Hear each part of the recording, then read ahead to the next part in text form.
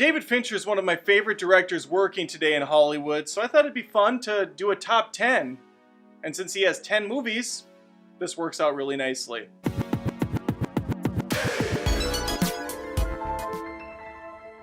In the number 10 spot is Benjamin Button, a movie about an old man baby who grows up to be a young man. I don't know, it's hard to explain. Unfortunately, there isn't much script there.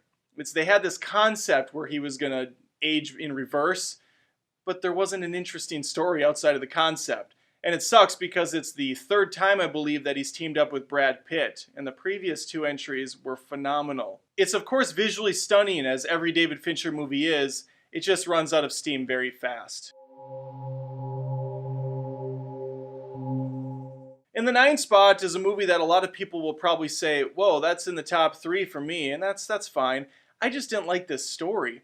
I didn't like that they gave away the ending in the middle of the film. So the second half was me just watching two awful people try to one-up each other. It just didn't feel right. I wish they would have left that kind of halfway reveal to the end of the film as it should have been. I know it's based off a popular book, so I think it was true to form in that aspect. As far as David Fincher is concerned, though, he's such a talented guy behind the lens of a camera. I wish he'd focus on the more surreal films and less on these kind of lackluster tales. In the number 8 spot is Alien 3. This is the last one from David Fincher that I'm just kind of meh on. Another film that's entirely not Fincher's fault, as he was brought in to armchair quarterback this thing. He was like the third director brought in, studio interference left and right. There's tons of audiobooks, behind the scene events, and things that can tell this story far better than I can. But at the end of the day, we're talking about a really young, new director who's never done a feature-length film, brought on by a studio, and has to shoot this thing in an extremely limited amount of time. He's writing script changes on the fly as he's shooting. He's also getting studio notes and full-page rewrites in tandem as he's shooting scenes in the film. It was nuts. I remember seeing a part of the documentary where Sigourney Weaver was talking about how it's like 2 a.m.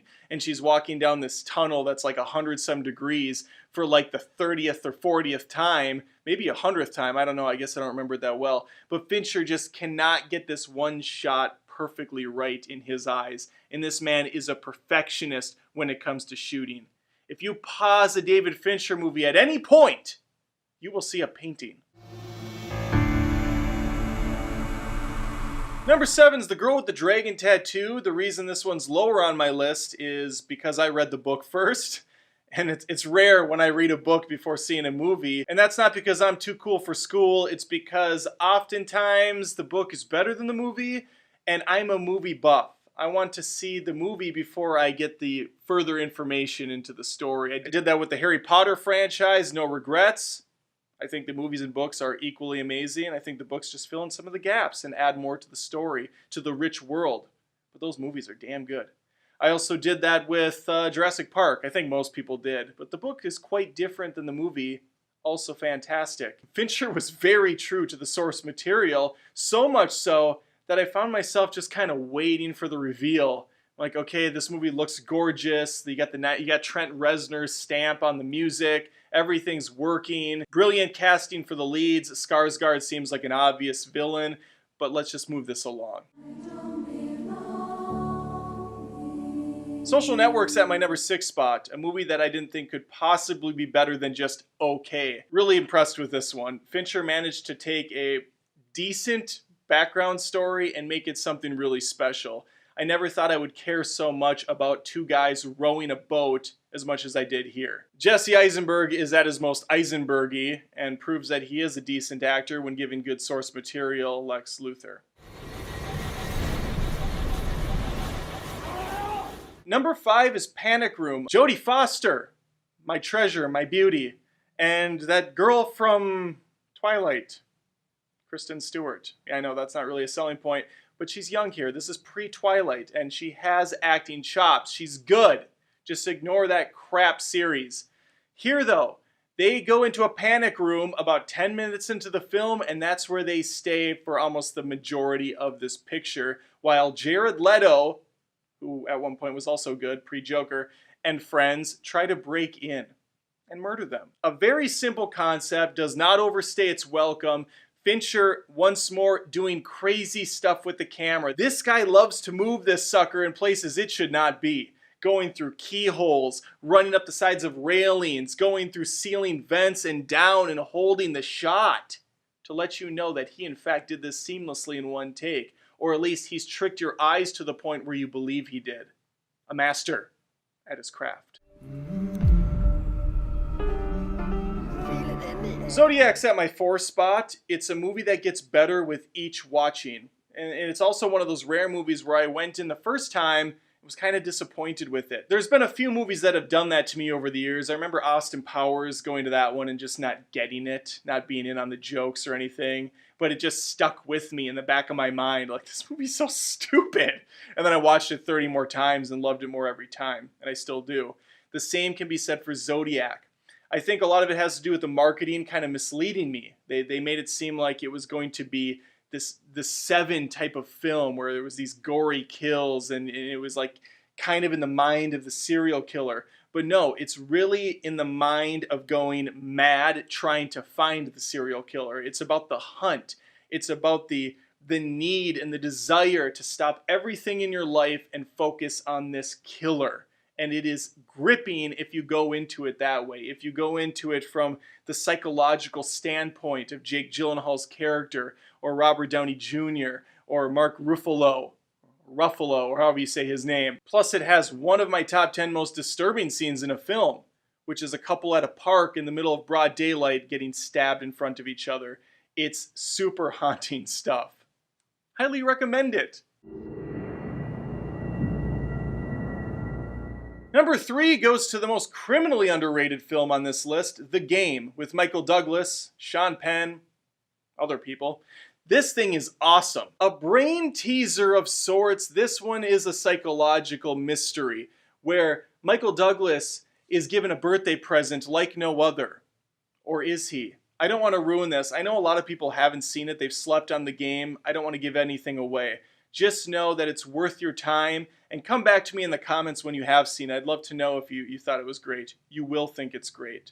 It's a puzzler. It plays with your mind and your emotions. You don't know what's going on. You don't know what's real or fake. One of the Brad Pitt movies I was talking about earlier is Seven. There are 7 deadly sins. Greed, lust, gluttony. I'm not saying this in the right order. It doesn't matter. There's 7 of them. Take my word for it. Kevin Spacey's in this. Brad Pitt's in this. Morgan Freeman's in this. Kevin Spacey, I know, has had some issues lately in real life, and that kind of works in his favor here. You can't really watch The Cosby Show anymore when you see the guy in front of the lens. You know, he's playing a character, but he's kind of just playing Bill Cosby. Kevin Spacey, however, is playing a insane psychopathic serial killer. So he's disturbing in real life. He's disturbing on screen. Maybe in real life, allegedly. And that works out in his favor. Because for a while, when I first saw Seven, I had no idea who Kevin Spacey was. I'm like, this dude is creepy as hell. And then I kind of watched him in a whole bunch of other stuff. I'm like, Kevin Spacey. And then I went back and watched Seven. I'm like, okay, it's Kevin Spacey. Now I go back and I go, oh my God, it's Kevin Spacey. What's he going to do next? He's scary. Seven is disturbing. It's gritty. It's dark. It's got one of the best twists in movie history. People quote it all the time. What's in the box? What's in the box? Terrific acting. Brad Pitt is at his best here. Morgan Freeman is always at his best. So that doesn't really matter. C7. I could make a lame joke about how I'm not supposed to talk about the number 1 movie on this list. And I kind of just did. It's Fight Club. There are so many good things to say about Fight Club, I could do a podcast for hours on it. But I won't, because I don't have that kind of time anymore. Let me just summarize with this. Every watch of Fight Club brings to a new revelation, a new reveal, a new image that you didn't see before. Whether it's a hidden Starbucks cup in every sequence of the film, whether it's a spliced image, one of 5 that I believe are of Tyler Durden in and out of frame, whether it's the constant back and forth bickering between our lead character and another person, a mysterious person who you later find out is one and the same. This movie is a mind squeeze. It takes you for all you're worth. It's full of fun, dark humor. It's full of some great action scenes. It's got some amazing use of early CG work and camera angles I can't even possibly comprehend how they shoot. Immensely quotable, the film has never looked better, and I have seen this thing probably 50 times. I watched it every other day when I was a teenager. It spoke to me, damn it. It's angsty. It's rebellious. It's got space monkeys. It's got bitch tits. It's got a slow motion bullet time-esque sex scene. It's got everything you want and more. That's my David Fincher top 10. Can you beat it? No, you can't, because this one's perfect. Can you disagree? Almost certainly. Let me know your list in the comments. Thanks for watching. Like the video if you want. And make sure to subscribe to Adam Does Movies, because I have a bunch of other stuff on this channel. Other hot takes, other movie feuds, movie-related stuff. All right, take care.